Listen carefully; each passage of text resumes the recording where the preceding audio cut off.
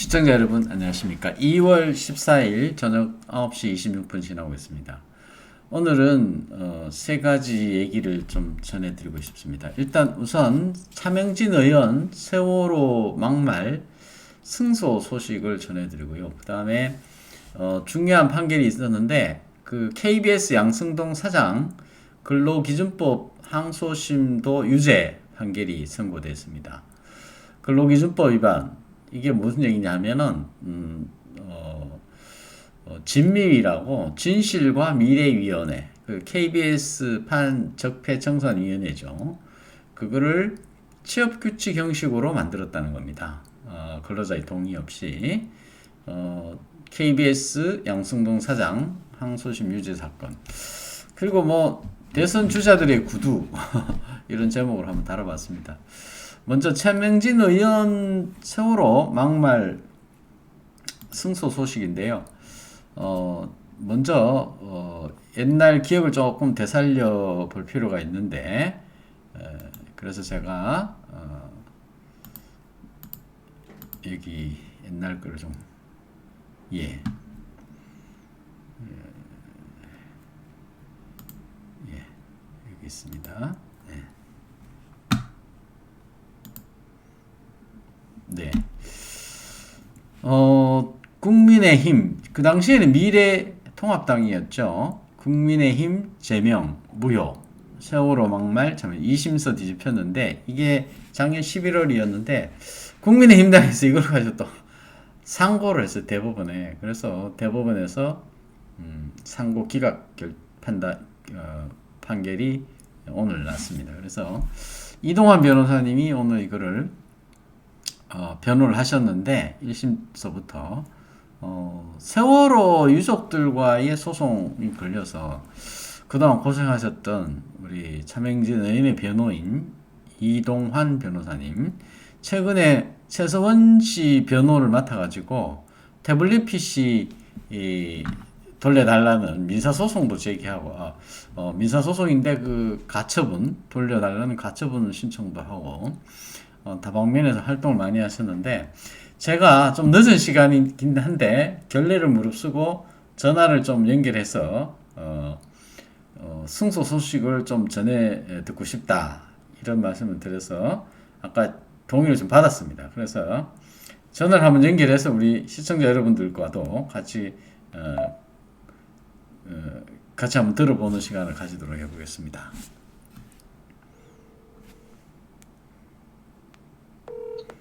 네, 여보세요? 네, 이동환 변호사님. 네네. 예, 이동환 변호사님, 김기수 변호사입니다. 네, 변호사님. 여기 프리덤 뉴스 지금 생방송 중입니다.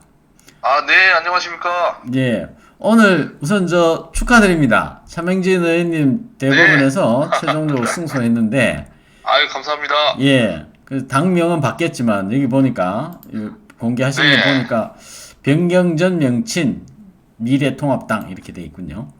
지금 네, 차명진 의원님이 그러면은 이렇게 되면 복직하시는 겁니까? 어떻게 됩니까? 복당되는 겁니까? 주문이 어떻게 됩니까? 무효로 그냥 결정이 난 거죠? 그렇죠. 또 이 원칙대로라면은 예. 자동적으로 이제 당원 자격이 회복되는 걸로 볼 수 있죠. 그런데 그렇죠. 아마 이 차 의원님께서 네. 그 선거 끝나고 자진 탈당을 하셨어요. 아, 그렇군요. 예, 예, 예. 예. 그래도 이제 그래서- 이 탈당을 하셨지만은 심판의 이익이 있다 이렇게 본 거군요. 네, 네, 네. 예. 민사소송이죠, 어쨌든. 예. 민사소송인데. 네, 그렇습니다. 예. 1심 소송한 지 하고 지금 이때까지 그럼 몇 년 된 겁니까? 우리 작년 이제 2020년 4월 달이니까요. 2020년 4월이니까 횟수로는 3년이고 2년이 다 돼가네요. 네네. 네. 그 당시에 우리 차명진 의원께서 그 제명을 만약에 그때 이런 일이 없었더라면 당선될 수도 있었지 않나 싶은데 어떻습니까? 좀 아쉬운 점인데. 예. 그때 제가 지금 기록을 한번 보니까 말이죠. 네. 여기 중도층 다 빠진다. 네네. 그러면서 그때 그 박형준 공동선대위원장이 네. 이대로 가면 개헌 저지선도 위태롭다. 그래가지고 최고위원회 열어가지고 네. 그 제명 절차를 밟았거든요. 그런데 이제 그 당시에 그 통합당 게시판에 막 지도부 비난 글이 폭주를 했죠. 아, 그렇죠. 예, 예. 예, 그렇게 했고, 근데도 결국 차명진 의원 제명을 강행을 했는데, 예? 네네네. 그 결국에는 개헌 저지선 위태롭게 돼버렸잖아요, 그죠?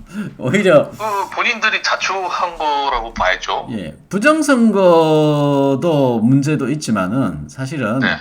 이 부정선거에 밑자를 깔아준 게 이런 네. 어떤 정당으로서의 그 지나친 눈치 보기 이런 거 네네네. 그런 부정선거 밑자를 깔아준 거 아니냐 저는 그런 생각도 갖고 있어요. 아, 지금 또 그렇게 생각해보니까 또 그러네요. 예. 그래 우리 지금 차명진 의원님 이제 그 승소하시고 앞으로 네. 민사소송 지금 아직도 남아 있죠? 네, 지금 소송이 몇 건이 걸려 계신데, 예. 지금 세월호 유가족들하고 하는 민사소송도 있고요. 네. 예. 그거는 이제, 저희가 항소를 한 상태이고, 또 새로운 전열을 가다듬고 있거든요. 예. 네, 그거 하고, 요즘 보니까 세월호 배지 달고 다니는 사람 별로 없더라고. 많이 차명진, 죽었죠. 예, 네. 차명진 의원님 덕분인가 그건 모르겠어요. 하여튼 세월호 배지 요즘 버스나 이런 데 네. 다녀보면 그 배지 네, 달고 네, 다니는 사람 없더라고 거의. 찾아보기 아마 차 힘들어요. 의원님 아니었으면은 아직까지도 강화문에 시설물들이 남아있을 거거든요. 그렇죠. 아마 서울시에서 최근에 그 철거한 걸로 알고 있어요. 아, 최근에 최종적으로 네. 철거됐습니까? 예. 아, 그렇군요. 아, 우리 차명진 의원님, 그동안 법정 투쟁하시느라고 너무 고생 많으셨고, 또 네. 우리 이 중요한 판결이라고 생각돼요. 요즘 또, 우리 이동환 변호사님 이렇게 큰일 하셨는데, 아유, 예, 별 예, 말씀. 큰일 하셨습니다. 우리 진짜, 축하도 드리고 고생하셨다는 말씀 전해드립니다. 그, 최근에, 예, 감사합니다. 이거 전화한 김에, 네. 지금 우리 태블릿 PC 관련돼서도 지금 우리 이동환 변호사님이 중요한 역할을 하고 계신데, 네네. 최선 선생님이 그 태블릿 PC 돌려달라는 소송 내셨잖아요. 그 아직 결정 안 났습니까?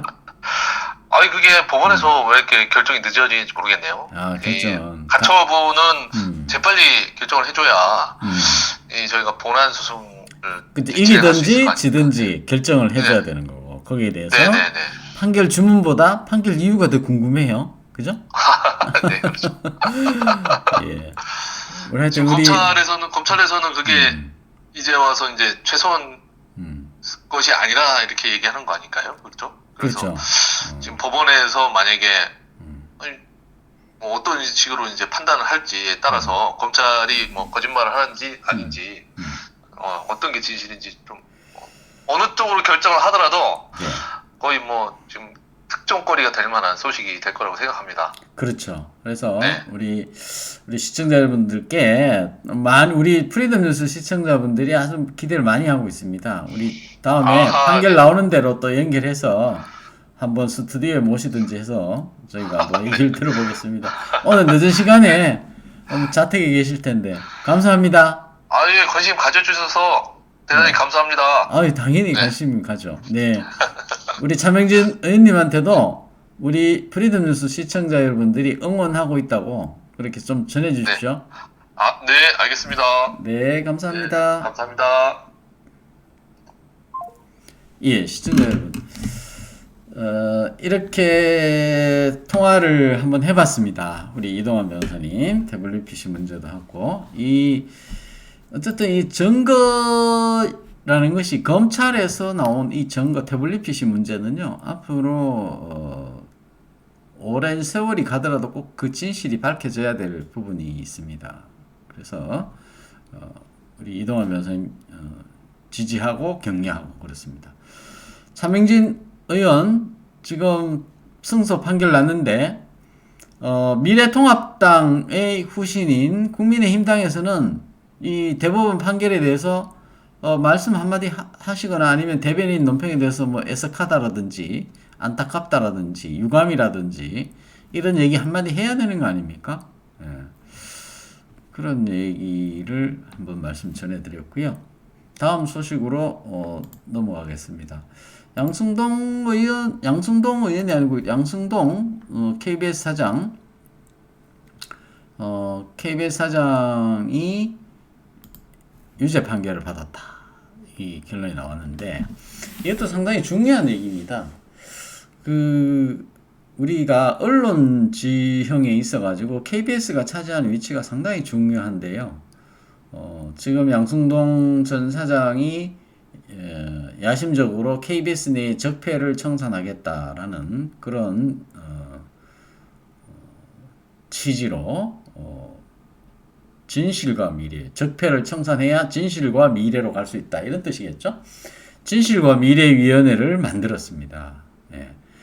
그 진실과 미래위원회가 공공기관 감사법, 공공감사법도 위반되고, 그 다음에 KBS 방송법도 위반되고, 이런 여러 가지 법에 위반된다는 의견, 그 다음에 KBS의 감사 또한 여기에 대해서 부적절하다라는 의견까지 내놨음에도 불구하고 양승동 사장이 그걸 밀어붙였고 그거를 이사회에 통과를 시켰어요. 그 숫자로 통과시켰단 말입니다. KBS 이사회에서 이거를 통과했다. 그런데 KBS 이사회에서 통과시켰다고 해서 모든 것이 합법화되는 건 아니라는 거죠. 그래서 양승동 전 사장이 KBS 이사회를 통해서 진실과 미래위원회 운영 규정을 정확하게 말하자면 진미위 운영 규정입니다. 진미위 운영 규정을 이사회에 상정을 해서 통과시켰는데 그 운영 규정을 통과시킨 이사들은 진실과 미래위원회 활동으로 인해서 피해를 입었던 사람들에 대해서 개인적으로 민사 책임 형사 책임도 같이 져야 되지 않냐 이런 생각이 들고요.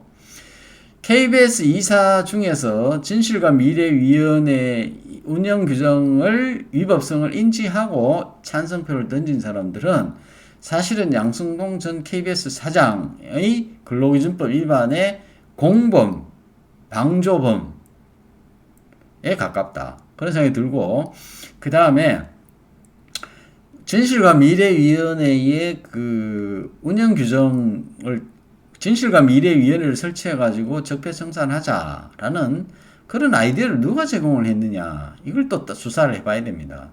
양승동 사장 본인의 생각이었는지 아니면은 그것이 청와대의 지시에 의한 것인지 아니면은 민주당에 의한 요구였는지 권력층의 요구였는지 이걸 따져본다면은 양승동 사장이 혼자만 2심에서 유죄 받는 것은 옳당치가 않다 이렇게 생각합니다. 왜냐하면 사장이니까 최종적으로 이사에 통과한 것을 결정을 했지 않습니까? 그런데 여기에 내부적으로 법률 검토를 쭉 하면서 그렇게 노동 조건이나 근로 조건에 대한 투쟁을 해왔던 언론 언노련이라든지 KBS 본부 노조라고 하잖아요. KBS 본부 노조에서는 노동조합의 금가 억조가 근로기준법인데 이것이 근로기준법 위반이 된다는 생각은 한 번도 안 해봤는 모양입니다.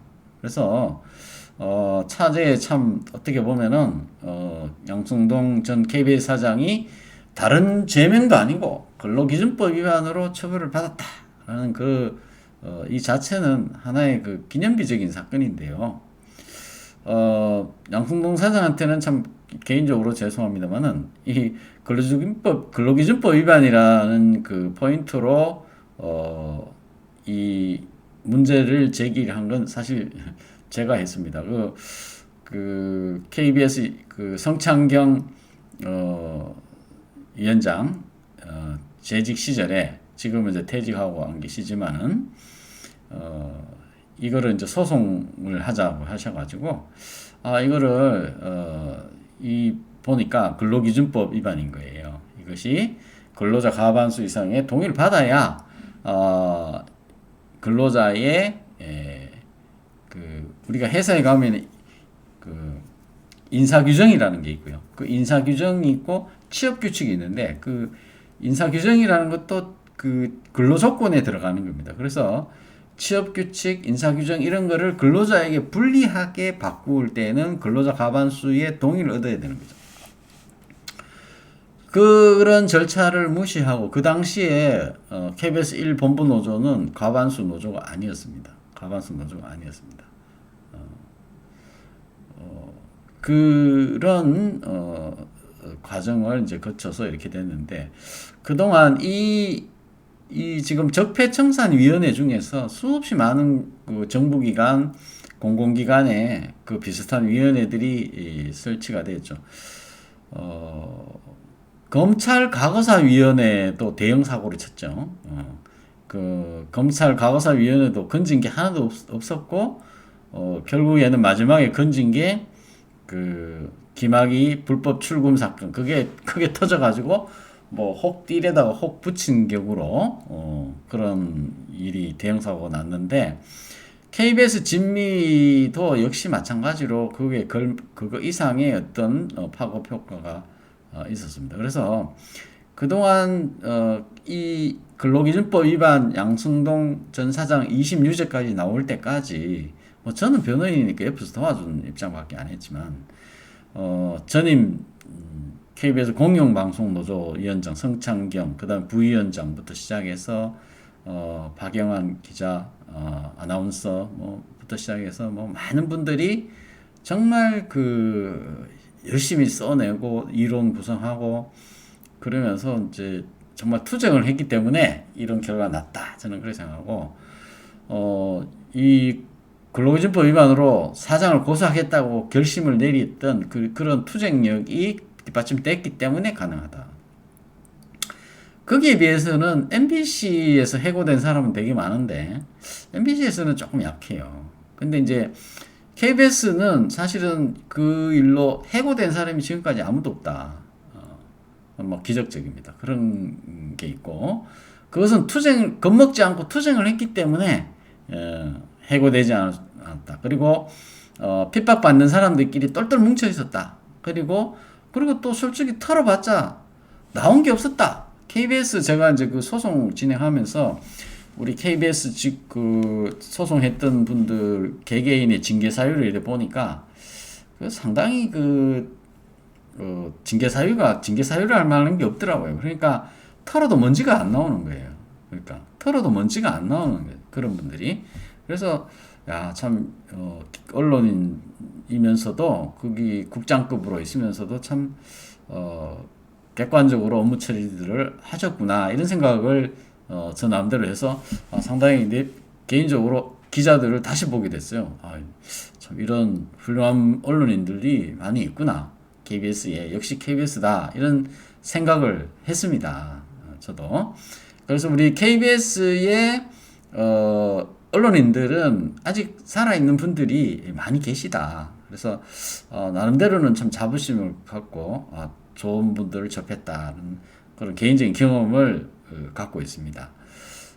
KBS의 양심적이고 업무에 있어도 공정하고 객관적으로 처리했던 부분. 이번에 보니까요, KBS에서 막 그 징계하려고 달려들어가지고 진미를 안 되니까 징계 칼을 꺼내가지고 막 했는데 진노위, 중노위에서 전부 다 구제해주라고 다 결정이 났어요. 근데 중노위 결정에 대해서 KBS가 또 뭐 변호사 선임했겠죠. 그 행정소송까지 제기를 하는 그런 상태랍니다.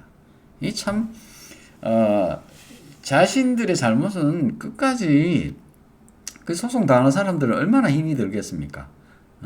KBS 공영방송노조 지금은 이제 1노조하고 합쳤다고 그래요. 근데 이제 그분들의 투쟁에 경의를 표합니다. 뭐 저는 옆에서 변호사로 도와준 것밖에 없습니다. 그런데 그분들이 사실 털어도 먼지가 안 나왔기 때문에 당당할 수 있었던 거 아니냐. 저는 그렇게 생각을 해봅니다. 여러분들도 우리 시청자 여러분들도 그렇게 봐주시면 되겠습니다. KBS에 아직도 양심적인 기자들이 많이 있다. 그런 생각을 해봅니다. 거기에 비해서 얼마나 부끄러운 일이냐. 양승동 전 KBS 사장, 다른 범죄도 아니고 사장이 근로기준법 위반으로 기소가 돼서 벌금으로 유죄받았고 그렇다는 것은 결국에는 당당하지 못했기 때문에 적법치 못한 그런 절차나 운영 규정을 가지고 올가매려고 했던가. 쉽게 말하면은 다른 사람을 올가매려고 했던 거 아닙니까? 그거 굉장히 안 좋은 거잖아요. 양승동 사장은 그리고 이 진미 운영 규정 통과시킨 이사들은 민사 책임도 좀 져야 되는 거 아니냐. 그런 생각도 해봅니다. 지금 이게 또 하나의 시사하는 점은 뭐냐면 이번에 윤석열 후보가 대통령이 당선이 되면은 적폐 수사를 하겠다라고 했는데 탈원전 수사 못지않게 방송 장악과 관련된 이 적폐 수사가 아니고요. 검찰에서 수사한 게 아니고 적폐 청산 작업. 이것이 합법적이지 않은 법에 근거하에 있지 않은 진미위 같은 거를 만들어 가지고 쉽게 말하면 법에 근거가 없는 위원회를 만든다는 것은 인민위원회인 겁니다. 인민위원회. 즉 근로기준법 위반 양승동 2심 유죄라는 것은 양승동이 만들었던 진실과 미래위원회라는 그 조직이 법률에 근거해 있지 않다라는 것이고 법률에 근거도 없을 뿐만이 아니라 그 운영 규정이라든지 그 목적 자체가 법에 반한다라는 겁니다. 근로자를 탄압하는 거라는 겁니다. 그렇게 판단이 났기 때문에 그것은 쉽게 말하면 혁명기에 있었던 인민위원회라는 거죠. 법에 근거가 없는. 그런 혁명위원회를 만들어서 이렇게 했던 것들을 해야 됩니다. 그래서 언론에 탈원전 수사뿐만이 아니고 부정선거 수사, 그 다음에 방송 장악 관련된 이런 적폐 수사 이런 것들이 수사를 해야 된다는 게 포인트고, 그 다음에 기무사라든지 공공기관이라든지 공기업이라든지 모든 데 이런 그 과거에 적폐청산위원회가 가동이 돼서 활동했던 것들이 적법성 이런 걸 전면적으로 봐야 됩니다. 그래서 투쟁을 해서 다투었다면은 그 과거 위원회에서 한 행동들이 전부 다 법에 근거 없는 것일 수도 있다. 왜냐하면 KBS처럼 극렬하게 다투지 않았던 것이 많거든요. 어떻게 보면. 그래서 그런 거를 전면적으로 한번 뒤집어 볼 필요가 있다. 그래서 문재인 정권 초기에 설립이 됐던 적폐청산위원회, 적폐청산을 목적으로 해서 적폐청산의 취지로 설립됐던 각종 위원회들은 법에 근거가 있는지 그거를 감사를 해야 됩니다. 차기 정부의 감사원장은 그런 거를 전면적으로 감사를 해야 됩니다. 그거를 감사를 하는 길만이 대한민국 정상화의 첫걸음이다. 이런 얘기를 제가 말씀드릴 수가 있거든요. 어쨌든 오늘 기분 좋은 판결이 2개가 났습니다. 그 판결의 취지에 대해서 제가 설명을 해드렸습니다. 대선 주자들의 구두 이 얘기를 한번 해보겠습니다. 먼저 우리가 이제 그 대선 주자들도 결국은 우리 동시대를 살아갔던 뭐 이재명 후보도 뭐 83학번 정도 되는 것 같고 82학번인지 83학번 정도 되고 윤석열 후보도 아마 80학번 정도 된 것 같은데 그 시대에 80년대에 대학을 다닌 사람들 뭐 저도 마찬가지고요. 정근대적인 요소가 너무너무 많이 있었다라는 거는 인정을 해야 됩니다. 특히 또 법조인들은 술 음주 문화에 뭐 상당히 그 시대가 그랬던 것 같아요. 대학 들어가서 제가 대학 들어가니까 말이죠. 대학교 1학년 때 운동가를 부르면서 젓가락으로 이 술상을 두드리면서 놀더라고요. 그래서 야 이게 무슨 대학생이면. 근데 이제 그게 외색이다 그래가지고 86년도부터는 싹 없어졌습니다. 86년도부터는 싹 없어졌고 외색이다 이래가지고 젓가락 두들고 놀지 않는 습관으로 바뀌었고 그런 것들이 있을 겁니다. 그래서 제가 뭐 윤석열 후보 이런 거 있잖아. 구두에 양말 넣어가지고 폭탄 좀 하셨다라는 얘기들이 뭐 있는데 그 하나의 문화인 것 같아요. 제가 이제 이 얘기도 있길래 그래서 쭉 한번 찾아봤더니 여기 이제 뉴스 엠뷰라는 안진걸 경제금융센터 시민위원장이 인터뷰한 건데 이분이 이제 이재명 시장이 학교 다닐 때 그 중앙대 그 법대 이재명 시장이 신고 있던 구두에 소주를 한 병 다 따라주면서 원샷을 시켰던 아찔하면서도 정겨웠던 기억이 난다. 이렇게 참 어떻게 보면요, 그냥 이런 문화죠. 보면 윤석열 구두 양말 폭탄주 이거 그냥 이거 멋있다고 생각했는데 참 정근대적인 것 같습니다. 이런 문화가 지금은 없겠죠. 최근에 공공학번 때만 해도 십몇 년 전에만 해도 신입생 환영회 한다면서 술 먹고 뭐 신입생 사망했다는 소식이 간간히 들리고 사발주 뭐 신입생 환영회 뭐 이런 게 요즘은 그런 게 싹 없어진 것 같아요. 참 좋은 현상이라고 생각이 됩니다. 이런 하나의 문화가 차츰차츰 정근대적인 요소에서 우리가 벗어나는데 지금 우리 그 윤석열 후보 그 지방 갔다가 KTX 안에서 이 구두 신은 채로 이렇게 앞에 다리를 올려서 그걸 가지고 이제 뭐 에티켓이 어쩌고 저쩌고 좀 말이 많은데 뭐 제가 볼 때는 그 우리 사회가 이제 대선 후보의 구두라는 그걸 봤을 때 뭐 예를 들어서 이 박원순 시장 돌아가신 분 얘기해서 참 죄송스럽지만은 박 시장 뭐 옛날에 구두 뒷굽 떨어진 거라 신고 사람들 보는데 이렇게 다니는 그런 거, 그 다음에 뭐 김상조 공정위원장이 뭐 가죽 가방 다 떨어진 거 들고 다니면서 사람들 시선 끌고 한 거, 뭐 그런 거에 비하면은 제가 볼 때는 뭐 이재명 후보나 그 구두에다가 소주 부어가지고 막 마시고 또 특수부 검사들이 구두에다가 양말 넣어가지고 폭탄주 돌리고 실제로 이런 일이 있었어요. 윤석열만 그런 게 아니고요. 법조인들이 술을 그렇게 마시더라고요. 그러니까 그런 하나의 문화인데 개선해야 될 부분이죠. 제가 볼 때는 개선해야 될 부분이다. 대선 주자들이 구두 가지고 이러쿵저러쿵 말이 많은데 제가 그래서 우리 우리 프리덤 뉴스에 제가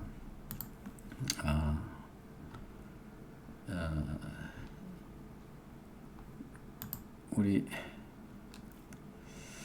이 박성경 논설위원이 쓴 그 추악한 한국이라는 칼럼이 있는데요. 추악한 중국이라는 책을 빗대 가지고 쓰신 겁니다. 그래서 제가 이 추악한 중국인이라는 책을 입수를 해보려고 했더니 없어요. 분명히 없어요. 그래서 제가 이거를 국회 도서관에서 제본을 했습니다. 그랬더니 제본했더니 3권으로 아이고 이거 이렇게 제본하느라고 돈이 비싸더라고요. 그래서 또 제가 발행인 입장에서 이 칼럼을 이렇게 써주셨는데 이 내용도 모르고 이렇게 올리기도 그렇잖아요. 그래서 추악한 중국인이라는 책을 제가 제본해서 읽어봤습니다. 읽어봤더니 뭐 경청할 만한 얘기들이 좀 있어서 좀 소개를 해드릴까 합니다. 책은 이렇게 표지가 이렇게 생겼어요. 책은 이렇게 생겼는데 추악한 중국인 뭐 내용 중에 이제 중국인은 몇 가지 특성이 있다는 게 4가지. 첫 번째는 더럽고 무질서하고 시끄럽다 라는 겁니다. 더럽고 무질서하고 시끄럽다. 이게 이제 첫 번째고, 그 다음에 어디 가도 목청이 크고 막 이랬잖아요. 막 시끄럽고 요즘 기차 타면은 아무도 조용합니다. 뭐 버스 타도 그렇고요. 우리 시내버스 타도 시내버스 안에서 떠드는 사람 거의 찾아보기 힘들죠. 시내버스 안에 쓰레기 버리는 사람도 없고 침 뱉는 사람도 없죠. 요즘 뭐 승용차 타고 가다가 팔 꺼내놓고 담배 피우는 사람도 거의 찾아보기 힘들죠. 정말 많이 좋아졌습니다. 중국 사람 두 번째 특성이 뭐냐 하면 내분이랍니다. 자기들끼리 싸우는 거. 자기들끼리 싸우는 거. 그래서 이 중국 사람들이 동업 잘하는 걸로 알려져 있지만 실제로 그렇지 않답니다. 그래서 그 중국에 이런 말이 있답니다. 중이 한 사람이면은 물을 져다 먹고, 중이 둘이면은 물을 놓고 싸우고, 중이 세 사람이면 마실 물이 없어진다는 거예요. 그래서 싸운다는 겁니다. 그 중국인의 세 번째 특성은 굉장히 부지런하다는 특성이 있었는데, 이 부지런하다는 특성은 문화 대혁명 시기에 없어졌답니다. 근면한 성격 자체가 없어졌대요. 그래서 이 정치적 투쟁 때문에 근면함이 없어졌다. 문화 대혁명 시기에 그렇게 얘기를 했고요. 중국인의 마지막 네 번째 특징은 뭐냐면 죽어도 잘못을 인정하지 않는 태도랍니다. 죽어도 사과를 인정하지 않는 태도랍니다. 이게 절대로 사과를 하면은 안 된다.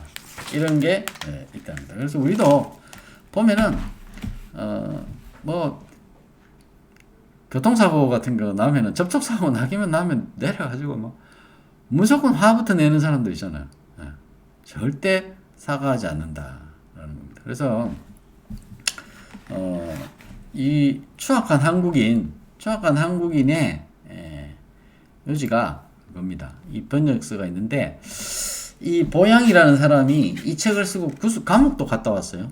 그런데 이런 추악한 미국인, 추악한 일본인 이렇게 책을 쓴 사람은 추악한 일본인이라는 책 쓴 사람은 대사로 있다가 해직당했고 동양 문화권이 그렇고 미국은 추악한 미국인이라는 책 쓴 사람은 그 국무부에서 이거를 권장도서로 선정을 했다. 그런 얘기입니다. 그런 얘기이고요. 이 우리가 중국인이 보면요, 이 내분이 심하다 이런 얘기하는데 이거 보면은 우리 얘기하는 것 같아요. 그래서 이 책을 읽어보니 진짜 우리 얘기하는 것 같다. 목소리로 상대방을 제압하려고 하고 그런 얘기들. 그래서 한국 민족성이나 중국 민족성이 사실은 비슷하다. 그래서 문재인의 내로남불, 적반하장, 사촌이 땅 사면 배 아픈 시기 질투, 자기 중심적 사고, 무질서 이런 것들이 근본적으로 개개인이 자존감이 극도로 낮다라는 그런 거죠. 그 노예 의식이 사로잡혀 있다 그런 얘기입니다. 그래서 지금 사실 어떻게 보면 우리는요 이 지금 전문가 집단이 이렇게 의사나 변호사나 회계사나 이런 전문가 집단이 이렇게 최근처럼 이렇게 이게 참 진짜 힘듭니다. 왜냐하면 자세히 들여다보면요 의사들 개업 의사들 이 개업을 하면은요 그 진상 손님들이 간혹 있어가지고 그 엄청나게 힘든 게 있거든요. 본인이 결정을 안 하고 오로지 결과에 따라서 결과가 마음에 안 들면은 이제 막 진상을 부리는 거죠. 법조인 우리도 마찬가지로 그런 일을 가끔 겪습니다. 그리고 본인이 결정해서 본인이 책임지는 사고가 많이 부족한 그 같습니다. 그래서 그게 그 문화가 중국 문화거든요. 그래서 사실 우리는 탈중국을 해야 됩니다. 탈중국을 해야 되고 사실은 서구 문명을 조금이라도 더 빨리 받아들였던 일본 사람들은 항상 길 가다가 약간만 어깨만 스쳐도 미안하다, 뭐 스미마셍 이렇게 얘기를 하잖아요. 우리는 그런 거 없어요. 지하철에서 막 부딪히고 밀고 이래도 그러니까 그런 것들 그 다음에 이제 우리가 뭐 일본 사람들은 뭐 답례로 뭔가 선물을 받으면은 그거를 꼭 뭐 갚죠. 그리고 못 갚을 때는 굉장히 부끄럽다 이런 말을 또 하고 그 공짜를 좋아하거나 아니면은 운수소관을 따지거나 아니면은 어떤 거를 결정할 때 본인이 결정 안 하고 알아서 해주세요. 뭐 이런 사람 제일 무섭다니까요. 알아서 해주세요. 이거 나중에 가서 보따리 꺼내놔라. 이렇게 그런 것들이 사실 좀 있거든요. 제가 이제 얘기가 좀 이쪽으로 나갔는데 우리 추악한 한국인이라는 걸 봤을 때, 자, 우리가 대선 후보도 구두 양말 폭탄주를 마셨던 습성이 있는 거고, 뭐 똑같이 이재명도 마찬가지입니다. 대학 다닐 때 그런 문화에 젖어 있었고, 이런 거 이제 청산해야 됩니다. 청산해야 되고, 이런 생활에서부터의 근대성을 주장한 사람이 사실은 어떻게 보면 박정희 대통령이잖아요. 박정희 대통령. 4.27 운동이라든지, 뭐 그렇게 했던 겁니다. 그래서 그런 이제 제 평가를 좀 받아야 되고, 요즘 지방에 보니까 조폭들끼리 막 전쟁을 하고, 상가집에서 조폭들끼리 막 전쟁을 하고 그랬는데, MB 정부 시절까지만 해도 조폭들이 있어가지고 조폭과의 전쟁, 그 다음에 고리 사채업자들 전부 잡아들이고 대대적인 조사도 하고 이랬는데, 지금 문재인 정부 들어가지고 무슨 조폭과의 전쟁을 했다든지 뭐 그런 걸 들어본 적이 없습니다. 흉악 사건은 점점 늘어나고 대한민국이 치안이 코로나 때문에 요새 밤거리 나가기가 겁난 세상이 됐습니다. 내로남불, 유아독존, 그런 거 다 우리가 중국의 영향에서 온 거라서 그거를 탈중국 해야 된다, 이런 얘기를 오늘 말씀드렸고, 이 지금 대선 주자들의 구두에 대해서 어떻게 보면 참 부끄러운 거죠. 그 부끄러운 건데, 대선 주자들이 이런 거를 생활에서부터의 그 개선, 이런 것들로 좀 생각을 바꿔야 됩니다. 제가 볼 때는 요즘 저 20대 30대 스타일은 아닌 거죠. 제가 볼 때는 이재명도 그렇고 윤석열도 그렇고 그런 올드보이 같은 그런 올드보이라고 해도 차이가 없어요. 그래서 두 분 다 좀 경각심을 가져야 될 것 같습니다. 에티켓이라는 건 상당히 중요한 건데요. 그런 부분에 대해서 대통령 될 사람들 스스로가 돌이켜 봐야 된다, 하는 생각이 듭니다. 자, 오늘 방송은 차명진 의원 세월호 막말 승소 소식 알려드렸습니다. 차명진 의원 민사소송까지 승소하실 수 있도록 지지하고 격려해 주십시오. 저희 프리덤 뉴스 광고하고 마치겠습니다.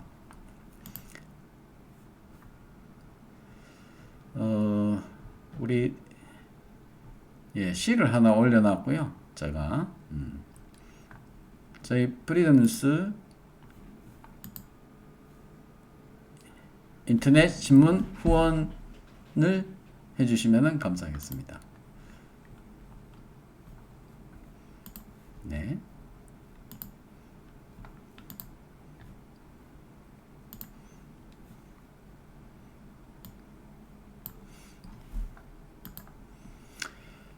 김기수 TV로 운영하는 프리덤 뉴스, 오늘 생방송 진행 중입니다.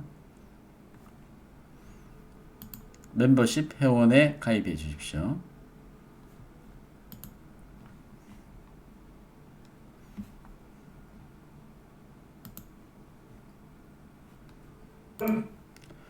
오늘 국가원로회의 창립 30주년 기념식을 제가 갔다 왔습니다. 갔다 왔고, 오세훈 시장이 축사를 하러 오셨더군요. 오늘 저희 프리덤 뉴스에 올려놨습니다. 요즘 돌아가는 근황에 대해서, 사실은 우리가 자유총연맹이라든지 또 이 간변단체 관련돼서는 요즘 움직임을 찾아보기가 참 힘듭니다. 그나마 국가원로회의만 지금 오른 코로나 시국임에도 불구하고 이 더케이 호텔에서 창립 30주년 기념식을 했는데, 앞으로 3월 9일 날 대선 이후에 국가원로회의가 존립할 수 있을지 없을지 모르겠다라는 그런 탄식들을 많이 하셨어요. 저희 프리덤 뉴스 인터넷 신문 유튜브 채널 많이 구독해 주십시오. 감사합니다. 오늘 방송은 여기까지 하겠습니다.